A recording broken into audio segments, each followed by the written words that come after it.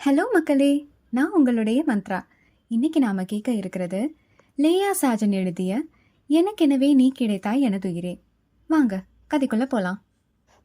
கதவு திறக்கும் சத்தம் கேட்டு கண் விழித்தவன், என்னாச்சு என்று கேட்க வருவதற்குள் அவன் ஷர்ட் காலரை பிடித்து இழுத்தவள் அவன் இதழ் மேல் அவள் இதழ்களை அழுத்தமாக பதித்திருந்தாள். அவள் பின்னே வந்த அடியால் இருவரும் நெருக்கமாக இருப்பதை பார்த்தவன் அவனுடைய கார் கண்ணாடியை தட்ட அவளை தன்னிடம் இருந்து பிரிக்க முயன்றவனிடம் ப்ளீஸ் என்று விம்மலுடன் அவன் இதழ்களோடு தன் இதழ்களை மேலும் பொருத்தி கொண்டாள் பெண்ணவள். அவள் மேனையில் தெரிந்த நடுக்கமும் அவள் இதழ்களில் அவன் உணர்ந்த கண்ணீர் சுவையும் தயவு செய்து என்னை காப்பாற்று என்று அவனிடம் கெஞ்ச முஷ்டியை மடக்கி அவள் செய்து கொண்டிருப்பதை பொறுத்து கொண்டிருந்தான் ஆடவன்.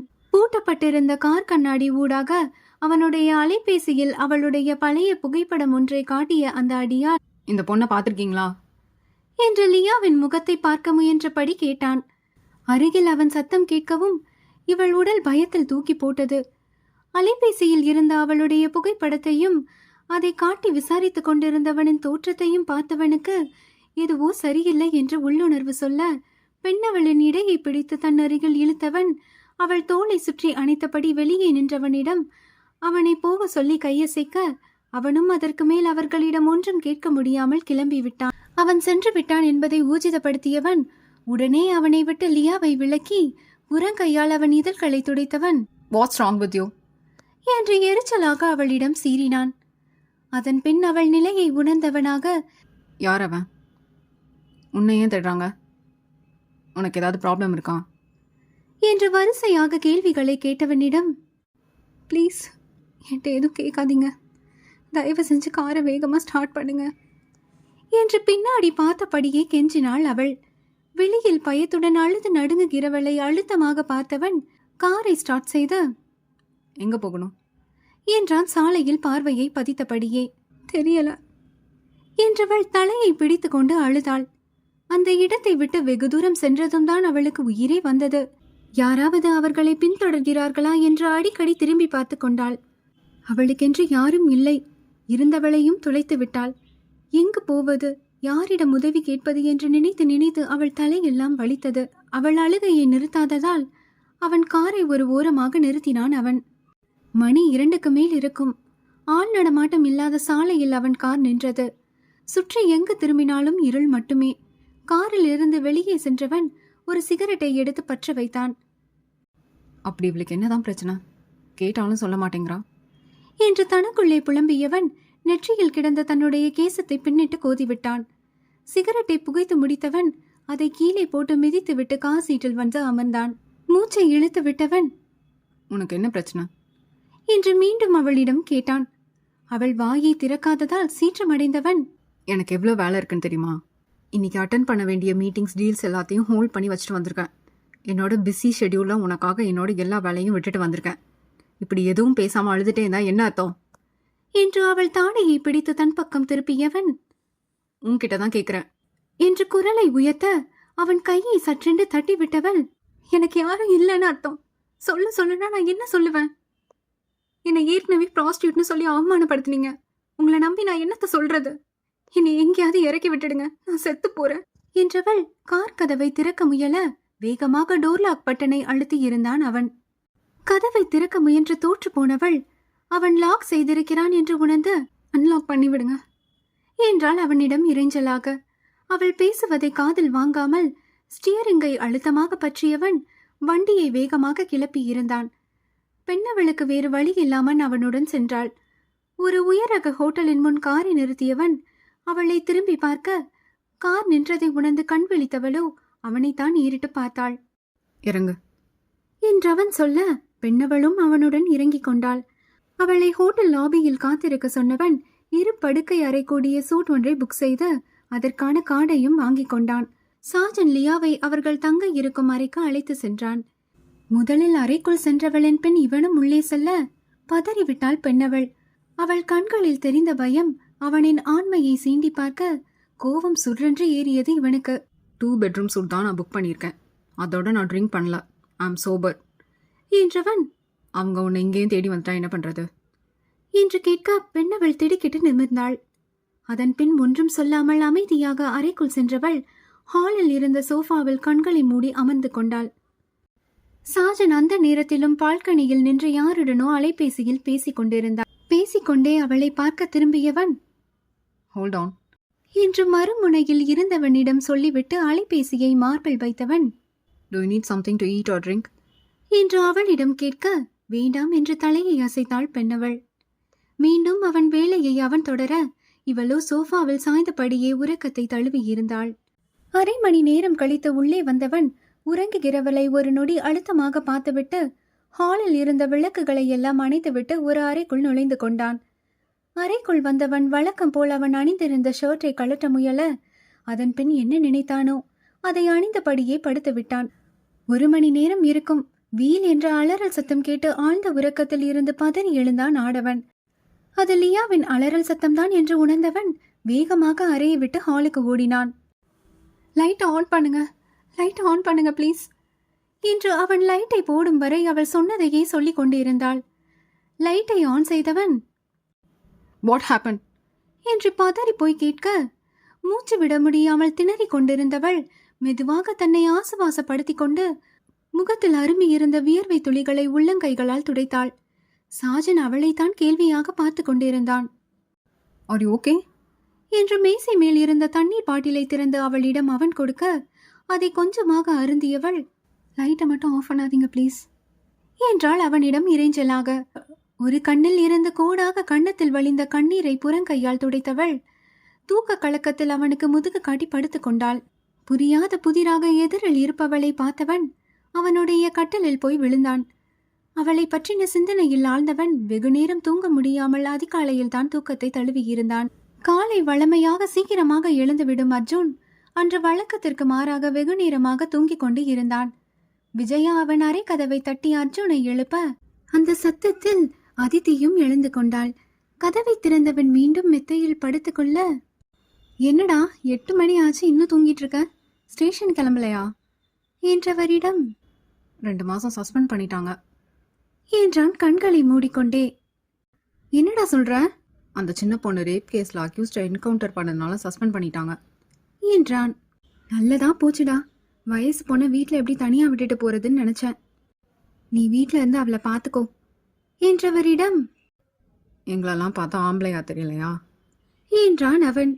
மகனின் முகத்தில் கண்ட குறும்பில் முறுவலித்தவர், போலீஸ்கார மாதிரி பேசுடா என்றவர், எனக்கு என் பிள்ளைய பத்தி தெரியாதா என்று அவன் தலையை வருடினார்.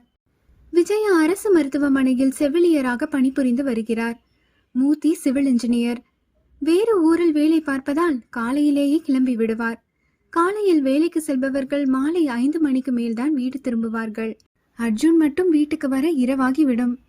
அர்ஜுன் மேலே மாடியில் உள்ள அறையில் ஜிம் செட் பண்ணி வைத்திருந்தான். அவன் காலை எழுந்தவுடன் ஒர்க் அவுட் செய்வது வழக்கம். கையில் குண்டடிப்பட்டு இருப்பதால் வழக்கமாக 2 மணி நேரம் ஒர்க் அவுட் செய்பவன் அன்று அரை மணி நேரத்திலேயே முடித்து விட்டான். கீழே வரும்போது அதித்தி டைனிங் டேபிளில் அமர்ந்து காஃபி அருந்தி கொண்டு இருந்தாள்.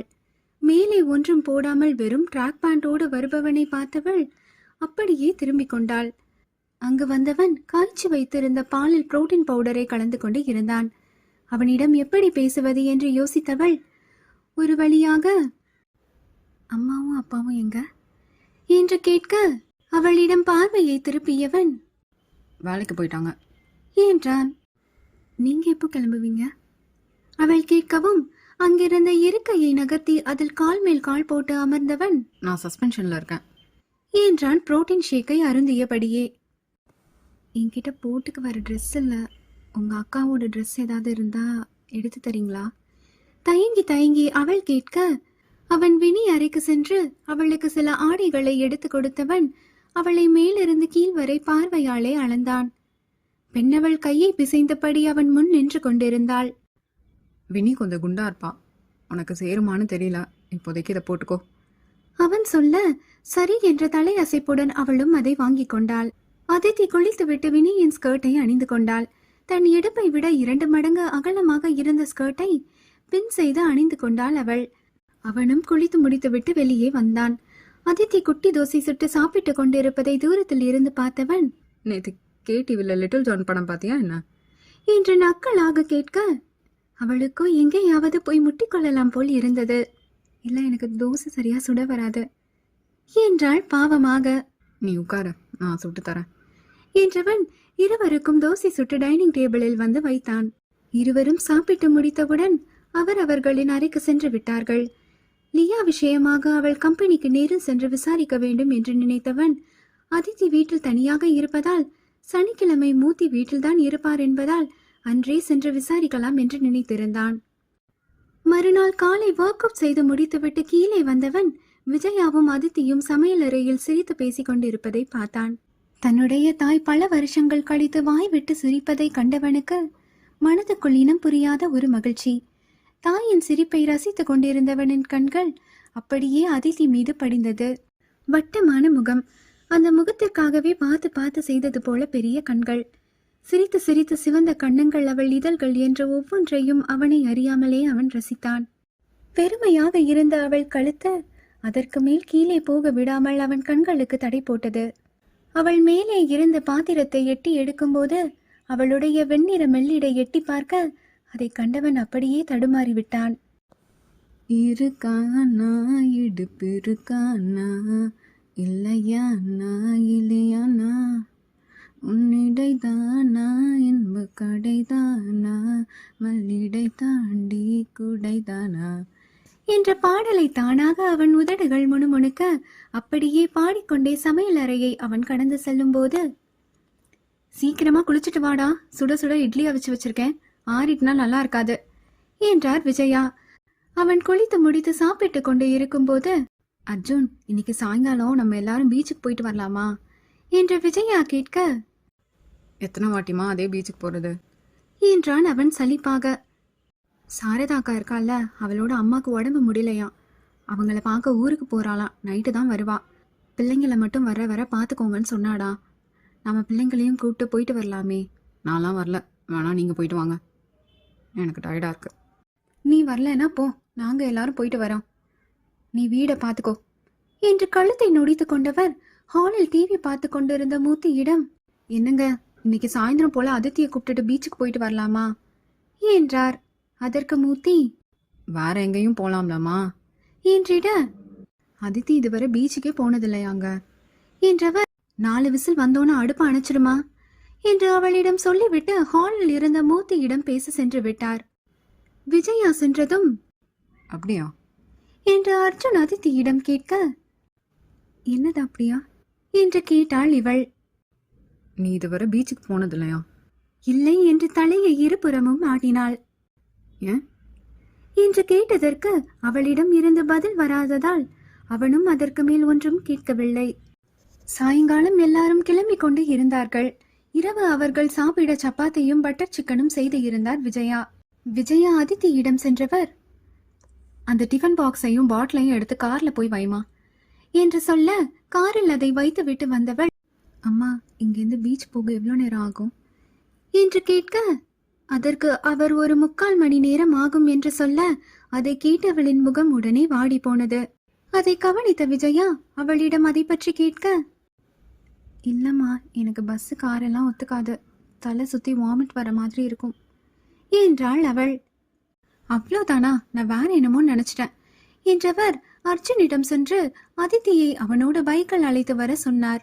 அவனும் அதற்கு சரி என்று சொல்ல, சரி, சீக்கிரமா போய் குளிச்சுட்டு கிளம்புடா, நாங்க முதல்ல போறோம், நீ அவளை பார்த்து கூப்பிட்டு வா, வண்டியை வேகமா ஓட்டாத, புரியுதா என்று அவர் அதை தொடர்ந்து சொன்ன எல்லாவற்றிற்கும் தலையை ஆட்டினான் அவன். காரில் சாரதாவின் பிள்ளைகளை ஏற்றிவிட்டு விஜயாவும் ஏறிக்கொண்டார். மூர்த்தி காரை எடுத்துக்கொண்டு கிளம்பினார். அதித்தி அர்ஜுனுக்காக ஹாலில் காத்திருந்தாள். சன் மியூசிக்கில் பாடல் ஒலித்து கொண்டிருக்க அவளும் அதனோடு சேர்ந்து பாடிக்கொண்டிருந்தாள். யாரும் மானிடரே இல்லாத இடத்தில் சிறு வீடு கட்டிக்கொள்ள தோன்றும், நீயும் நானும் அங்கே வாழ்கின்ற வாழ்வை மரம் தோறும் செதுக்கிட வேண்டும் என்று பாடிக்கொண்டிருந்தவளின் குரலை கேட்டுக்கொண்டே அவளை நோக்கி அவன் வருவதை உணர்ந்தவள் பாடுவதை நிறுத்திவிட்டு டிவியையும் அணைத்தாள். கண் பார்த்து கதைக்க முடியாமல் நானும் தவிக்கின்ற ஒரு பெண்ணும் நீதான், கண் கொட்ட முடியாமல் முடியாமல் பார்த்தும் சலிக்காத ஒரு பெண்ணும் நீதான், சலிக்காத ஒரு பெண்ணும் நீதான் என்று மீதி வரிகளை முணுமுணுத்துக் கொண்டே தலையை துவட்டி முடித்தவன் அவளை பார்த்து அழகா பாடுற என்றான். அவள் அதற்கு பற்கள் தெரியாமல் லேசாக சிரித்து வைத்தாள். வண்டி சாவியை எடுத்தவன் வீட்டையும் பூட்டிவிட்டு அவனுடைய ராயல் என்ஃபீல்டை ஸ்டார்ட் செய்தான். ஏறு என்று கண்ணை காட்டினான் அவன். அவள் முதல் முறை ஒரு ஆடவனின் பைக்கில் ஏறுகிறாள். அவன் தோளில் கை வைத்து ஏற தயங்கியபடியே அவள் நிற்க, டைம் ஆயிட்டு, சீக்கிரம் என்று அவன் சொல்ல ஒரு வழியாக ஏறிவிட்டாள். வண்டி 80 கிலோமீட்டர் ஸ்பீடில் இருந்து 100 கிலோமீட்டர் ஸ்பீடில் போனதால் அவன் தோளில் மேலுள்ள அவள் கரத்தில் அழுத்தம் கூடியது. அதை உணர்ந்தவனின் உடலில் ஒரு சிலிர்ப்பு. சில்லென வீசும் காற்றை கண்களை மூடி ரசிப்பவளை அவனுடைய கண்கள் ரசிக்க தவறவில்லை. சுதந்திர காற்றை அனுபவித்துக் கொண்டிருந்தவளுக்கு தானாக கடந்த கால நினைவுகள் வர இதயத்தில் சுல்லென்று ஒரு வலி. கண்களில் இருந்து வழிந்த கண்ணீர் அப்படியே காற்றோடு கலந்தது. காற்று வேகமாக வீசுவதால் தான் அவள் கண்கள் கலங்குகிறது போல என்று நினைத்தவன் வேகத்தை சற்றே குறைத்து கொண்டான். விஜயாவும் மூர்த்தியும் அலைகளை ரசித்தபடியே பேசிக்கொண்டே இருந்தார்கள். சாரதாவின் பிள்ளைகள் இருவரும் மணலில் வீடு கட்டி விளையாடி கொண்டே இருந்தார்கள். அதித்தியும் அர்ஜுனும் வண்டியை நிறுத்திவிட்டு நடந்து வந்து கொண்டே இருந்தார்கள். ஜோடியாக நடந்து வருபவர்களை பார்த்து விஜயாவுக்கு முகமெல்லாம் புன்னகை. அதித்தியும் அவர்களோடு போய் அமர்ந்து கொண்டாள். அர்ஜுன் தூரத்தில் நின்று போனில் பேசிக்கொண்டே இருந்தான். என்னம்மா இவ்வளோ சீக்கிரம் வந்துட்டீங்க? அவன் வண்டியை ஸ்பீடாக ஓட்டினானா என்று விஜயா கேட்க, இல்லைம்மா, டிராஃபிக் இல்லை, அதான் சீக்கிரமாக வந்துட்டோம் என்று அவள் எதையோ சொல்லி சமாளித்தாள். அவர்களின் பக்கத்து வீட்டில் வசிக்கும் சாரதாவிற்கு 3 குழந்தைகள், நிகிலன், மது மற்றும் முகிலன். சாரதா 9 மாத குழந்தையான முகிலனை மட்டும் தூக்கி கொண்டு தன்னுடைய தாயை பார்க்க சென்று விட்டாள். கொழு கொழுவென்று அழகாக பொம்மை போல் இருக்கும் 2 வயதே ஆன மதுக்குட்டியை மடியில் தூக்கி வைத்து கொஞ்சு கொண்டு இருப்பவளை தூரத்தில் இருந்து ரசித்தவன் தன்னையும் அறியாமல் அவர்கள் பிள்ளைகளையும் அவள் இப்படித்தான் செல்லம் கொஞ்சுவாளோ என்று நினைக்க, அப்போது பார்த்த அதித்தி மதுக்குட்டியின் கன்னத்தில் ஒரு முத்தம் வைத்தாள். அதை கண்டவன் எண்ணம் தறிக்கட்டு ஓடியது. விஜயா அவனை கையை அசைத்து கூப்பிட கனவில் இருந்து நினைவுக்கு வந்தவன், அர்ஜுன் என்னாச்சுடா உனக்கு என்று தன்னிடமே கேட்டுக்கொண்டவன் அவர்களை பார்க்க நடந்தான். கல்லூரி காலத்தில் நிறைய இளம் யுவதிகளை பார்த்து ஈர்க்கப்பட்டு இருக்கிறான் தான். நண்பர்களோடு சேர்ந்து சைட் அடிப்பதோடு நிறுத்திக் கொள்வான். ஒருவளை நேசித்தால் அவளுடன் தான் கடைசி வரை என்பது அவனுடைய எண்ணம். இதுவரை பார்த்து ரசித்த எந்த பெண்ணோடும் தன்னுடைய வருங்காலத்தை பற்றி யோசித்தது இல்லை அவன்.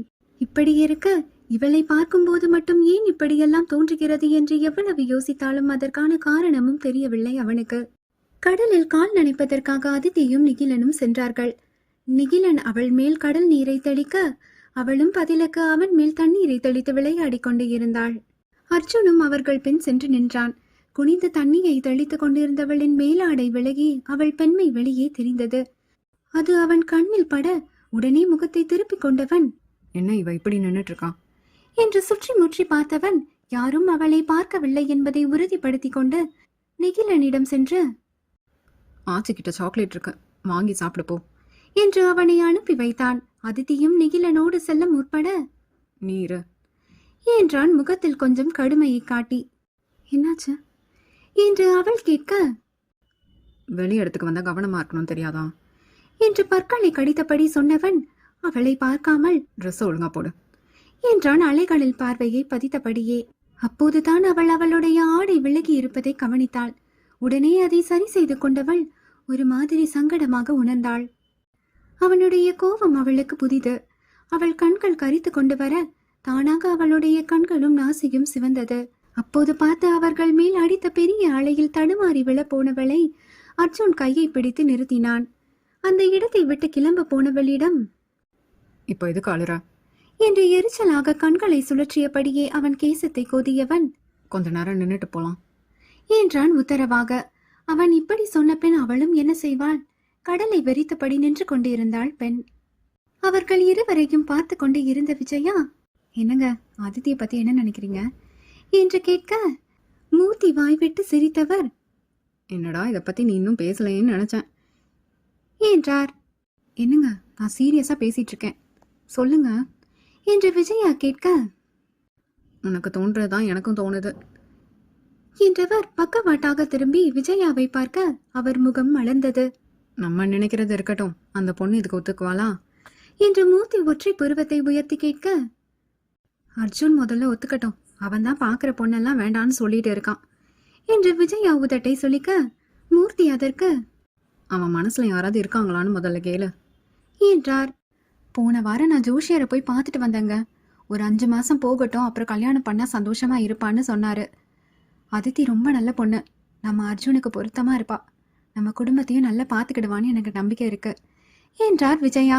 எல்லாம் சரிதான், ஆனா அதித்தியை பத்தி தெரிஞ்சா அவன் ஏத்துக்கிடுவானா என்று மூர்த்தி கேட்க விஜயாவின் முகம் அப்படியே சுருங்கியது.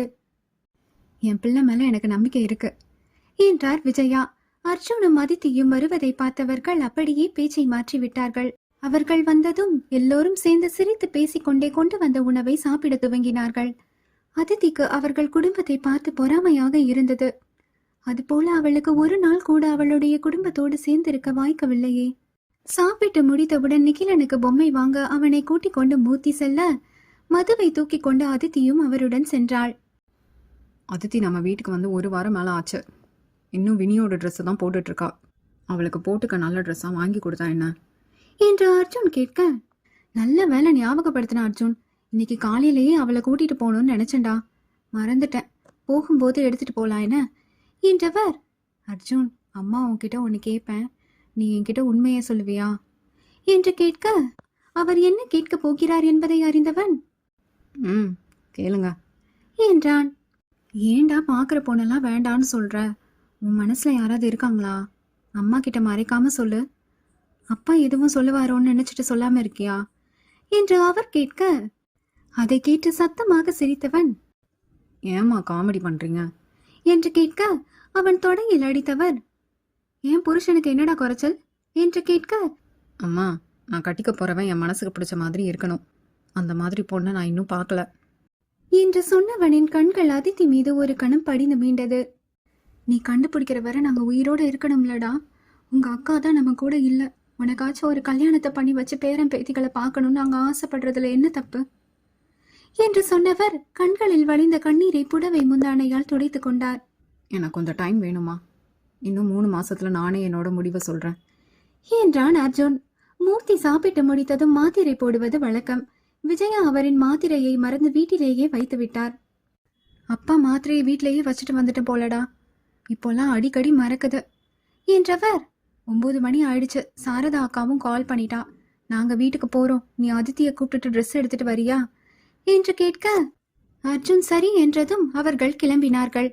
அதித்தியை அங்குள்ள ஒரு துணி கடைக்கு அழைத்து சென்றவன், எவ்வளோ வேணாலும் வாங்கிக்கோ, பணத்தை பத்தி யோசிக்காத என்றான். அவளுக்கு தேவையான ஆடைகளை எடுத்துக்கொண்டவள் ட்ரையல் ரூமுக்குள் நுழைந்து கொண்டாள். எல்லாம் வாங்கி முடித்தவுடன் பணத்தை கட்டிவிட்டு இருவரும் கிளம்பினார்கள். சாலையில் மறுபக்கம் அவன் பைக்கை நிறுத்தி இருந்ததால் அவளை நிற்க சொல்லிவிட்டு ஏதோ ஒரு கேஸ் விஷயமாக டென்ஷனாக அலைபேசியில் கத்தி கொண்டு இருந்தவன் தூரத்தில் இருந்து வேகமாக வந்து கொண்டிருந்த காரை கவனிக்காமல் சாலையை கடக்க சென்றான். அதை பார்த்த அதித்தி கையில் வைத்திருந்த துணிப்பைகளை அப்படியே போட்டுவிட்டு, அர்ஜுன் என்று அலறியபடி அவன் கையை பிடித்து இழுத்தாள். ஆடவன் அவள் மேல் மோதி நின்றான். அவள் இழுக்கவும் அந்த கார் அதிவேகமாக அவர்களை கடக்கவும் நேரம் சரியாக இருந்தது. ஒரு நொடி அவன் இதயம் நின்று துடித்தது. சுதாரித்துக் கொண்டவன் அதித்தியை பார்க்க அவள் கண்களை இறுக்கமாக மூடி அவன் கைகளை அழுத்தமாக பிடித்து கொண்டு நின்றாள் அவள். அப்போது சாலையில் இருந்த எல்லோரும் அவர்களைத்தான் பார்த்தார்கள். அவன் முழுவதாக உயிரோடு நிற்பதை பார்த்தவுடன் தான் அவர்கள் இயல்புக்கு திரும்பினார்கள். பேய் அறைந்ததைப் போல் நின்றவளை அதித்தி என்று அவன் அழைக்க, அவனை கலங்கிய கண்களுடன் பயமும் கோபமும் கலந்த ஒரு பார்வை பார்த்தாள் அவள். அந்த பார்வை அவனை என்னவோ செய்தது. அவன் உயிர் வரை ஊடுருவியது. அந்த ஒற்றை பார்வையில் அவனை அவளிடம் மொத்தமாக இழந்து விட்டான் என்று சொல்லலாம். இப்படிதான் ஃபோன் பேசிட்டே பார்க்காம ரோட கிராஸ் பண்ணுவீங்களா என்று அவள் அவனை திட்ட, அவன் காதில் அது விழுந்தால்தானே. இமைகளை சிமிட்டாமல் அவளையே பார்த்து கொண்டே இருந்தான் அவன். கீழே விழுந்து கிடந்த பையை எடுத்துக்கொண்டு சாலையை கடந்து அவன் பைக் அருகே போய் நின்றாள். கோபத்தில் முகத்தை திருப்பிக் கொண்டு நிற்பவளை அப்படியே அள்ளி முத்தமிட வேண்டும் போல் இருந்தது அவனுக்கு. பார்த்து சில நாட்களிலேயே காதல் வருமா என்றால் இப்போது வரும் என்றுதான் சொல்வான் அவன். போகும்போது இருவரும் ஒன்றும் பேசிக்கொள்ளவில்லை. என்னங்க, மணி 11 ஆகுது, இன்னும் அவங்கள காணமே. நான் வேணா அவனுக்கு கால் பண்ணட்டுமா என்று விஜயா கேட்க, அவன் வண்டி ஓட்டிட்டு இருப்பான், நீ கால் பண்ணாத, மெதுவா வரட்டும். நீ ரொம்ப யோசிக்காம வந்து படுமா என்றார் மூர்த்தி. வழி முழுவதும் அவன் கையை பிடித்து அவள் இழுத்ததைத்தான் மீண்டும் மீண்டும் நினைத்து சிரித்துக் கொண்டு இருந்தான் அவன். அடிக்கடி கண்ணாடி வழியாக அவளை பார்த்து ரசிக்கவும் தவறவில்லை. ஒரு வளைவில் அவன் திரும்ப ஹாரன் அடிக்காமல் அதிவேகமாக அவர்களுக்கு எதிரே வந்து கொண்டிருந்தது ஒரு ட்ரக். சற்றென்று சுதாரித்தவன் உடனடியாக வண்டியை இடது புறமாக வளைத்து சடன் பிரேக் போட்டு நிறுத்தினான். இருவரும் அப்படியே சாலையில் விழுந்து விட்டார்கள். நூல் இலையில்தான் இருவரும் உயிர் தப்பினார்கள் என்று சொல்லலாம். எழுந்தவன் முதலில் அதித்தியைத்தான் பார்த்தான். அதிர்ச்சியில் மயங்கி இருந்தாள் அவள். அவள் கன்னத்திலும் கையிலும் கீறல் இருந்தது. அவன் கையிலும் கால் முட்டியிலும் அடிபட்டு ரத்தம் வந்து கொண்டு இருந்தது. அர்ஜுன் அவனுடைய காவல்துறை நண்பன் மேத்யூவுக்கு அழைத்தவன், பீச் ரோட்ல ஒரு Tata V10 yellow colour drug போயிட்டு இருக்கு. குடிச்சிட்டு வண்டி ஓட்டுறான். செக் போஸ்ட்லையும் டோல்கேட்லையும் இன்ஃபார்ம் பண்ணு. ஆக்சிடென்ட் ஆக சான்சஸ் இருக்கு. அரஸ் ஹிம் இமீடியட்லி என்று வண்டி நம்பரை சொல்லிவிட்டு அழைப்பை துண்டித்தான். அவ்வழியாக வந்த ஆட்டோக்காரரிடம் தண்ணி கேட்டு அதித்தியை எழுப்பியவன் அவளை அந்த ஆட்டோவில் ஏற்றிவிட்டு அவன் வண்டியை எடுத்துக்கொண்டு வீட்டுக்கு புறப்பட்டான். வாசலில் ஆட்டோ சத்தம் கேட்டதும் விஜயா பதட்டத்துடன் வெளியே ஓடி வந்தார்.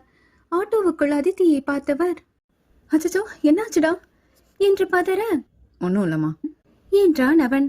அதித்திக்கு இடையில் அடிபட்டு இருந்ததால் அவளால் காலை தரையில் ஊன்ற முடியவில்லை. ஆட்டோக்காரரிடம் ரூபாயை கொடுத்தவன் அதித்தியை தூக்கி கொண்டு வீட்டுக்குள் சென்றான். வலி பொறுக்க முடியாமல் அவள் கண்களில் இருந்து வழிந்த கண்ணீர் அவன் மார்பை நனைத்தது. துணிப்பையை எடுத்துக்கொண்டு விஜயா அவர்களை பின்தொடர்ந்தார். அதித்தியை ஹாலில் இருந்த சோஃபாவில் அமர வைத்தவன் அவனும் அமர்ந்து கொண்டான். விஜயா அவர் அறைக்கு சென்று முதலுதவி பெட்டியை எடுத்து வந்தார். அவள் இடது பக்க கன்னங்கள் சிவந்து போய் இருந்தது. அவனால் அவள் அழுவதை பார்க்க முடியவில்லை. தன் மீதே அளவில்லாத கோபம் அவனுக்கு. அவள் எதிரே அமர்ந்து பாவமாக அவளை பார்ப்பதை தவிர்த்து அவனால் வேறொன்றும் செய்ய முடியவில்லை. அவள் காயங்களுக்கு மருந்து போட்டுவிட்டு, வேற எங்கேயாச்சும் அடிபட்டிருக்காமா என்று விஜயா கேட்க அழுது கொண்டே அவளுடைய இடையை காண்பித்தாள் அவள். அர்ஜுன் உடனே எழுந்து கொண்டவன் அவ்விடம் விட்டு செல்ல அவன் அவளை தாண்டி போனவுடன் அவளுடைய சுடிதாரை விலக்கி விஜயா பார்த்தார். அச்சச்சோ, என்ன இப்படி ரத்தம் கெட்டி போய் இருக்குது, எதில் அடிச்சது என்று அவர் புலம்ப அது அவன் காதில் நன்றாகவே விழுந்தது. பொதுவாக அவர் நோயாளிகளிடம் அடி எவ்வளவு பெரிதாக இருந்தாலும் அதை பற்றி சொல்லி அவர்களை பயமுறுத்த மாட்டார். அவர் இயல்பாக இருப்பதாலேயே நோயாளிகளும் பெரிதாக பயப்பட மாட்டார்கள். ஆனால் அதித்தி அவருடைய மனதிற்கு நெருக்கமானவள் என்பதால் அவரால் மற்றவர்களிடம் இருப்பது போல அவளிடம் இயல்பாக இருக்க முடியவில்லை. அர்ஜுன், அதித்தி அவர் ரூம்ல போய் படுக்கவே, நான் வெண்ணி போட்டு எடுத்துட்டு வரேன் என்று அவர் சொல்லவும் அவன் அவளை தூக்க அவள் அருகே சென்றான். பெண்ணவளுக்கோ சங்கடமாக இருந்தது. அவள் முகமே அதை வெளிப்படுத்த அதை கவனித்தவனுக்கு அவளை அப்படியே விட்டு செல்ல மனமில்லை. என்னைக்கா இருந்தாலும் நான் தானே உன்னை தொட போறேன் என்று அந்த நேரத்திலும் அவன் மனம் அவளிடம் அவனுடைய உரிமையை நிலைநாட்ட தயக்கம் எதுவும் இல்லாமல் அவளை கையில் அள்ளி கொண்டான் ஆடவன். அதித்திக்கோ மனம் அனலிட்ட புழுவாய் துடித்துக் கொண்டிருந்தது. அவன் தொடுகையை சகித்துக் கொள்ள முயன்றவள் கண்களை இறுக்கமாக மூடிக்கொண்டாள். ஆடவன் கவனம் முழுவதும் பெண்ணவளின் வதனத்தில்தான். மெதுவாக அவளை தூக்கி சென்று அவளுடைய மெத்தையில் படுக்க வைத்தான் அவன். அவளுடைய மெத்தையின் இதத்தை உணர்ந்தவள் மெதுவாக விழிகளை திறக்க வெகு அருகில் இருப்பவனை கண்டு பெண்ணவளின் மேனியில் சின்ன அதிர்வு. இறுக்கமான முகத்துடன் தன்னையே இமைக்காமல் பார்த்து கொண்டிருந்தவனின் இரு விழிகளையும் மாறி மாறி பார்த்தவளின் இதழ்கள் பதட்டத்தில் லேசாக துடித்தது. அவன் சட்டையை அழுத்தமாக பற்றி இருந்த அவளுடைய கரத்தை மெதுவாக பிரித்து எடுத்தவன் அவள் விழிகளில் இருந்து பார்வையை விளக்காமல் மெத்தையில் அவளுடைய கரத்தை வைக்க சட்டென்று அதை தன்னிடம் இழுத்து கொண்டால் உணர்வு வந்தவளாக.